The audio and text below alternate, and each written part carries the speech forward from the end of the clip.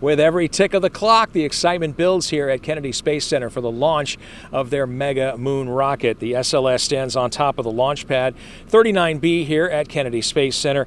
Its ignition and the Orion crew capsule journey around the moon and back will put the Artemis program in full swing, leading Americans back to the moon and eventually on to Mars. Most importantly, though, we'll be learning a lot of important lessons along the way. There's a big universe out there to explore.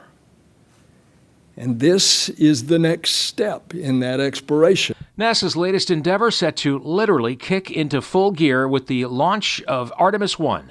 The mission is a big test in the hopes of putting boots back on the lunar surface and eventually Mars. Americans have already been to the moon, so why not just skip to the red planet? Well, there is still a lot to learn. We're going to a moon that is very different than the moon we left with the Apollo program, because science doesn't stand still. And neither does NASA.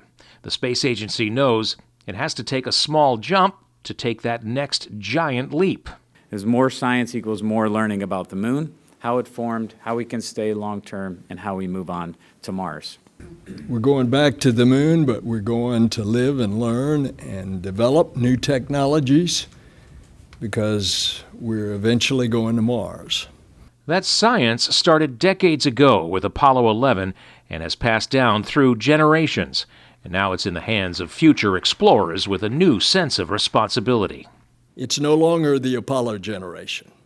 It's the Artemis generation. And that brings new discoveries, a whole new world of discoveries.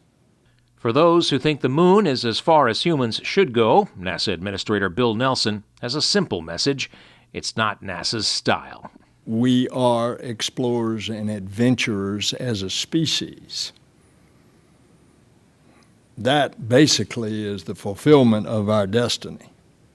Artemis 1 is scheduled for liftoff at 8:33 Monday morning at 7:33 in Huntsville. Now, NASA has done everything they can to mitigate for problems they might encounter during launch to ensure a successful mission. There is one thing, though, they can't count on, and that is Mother Nature.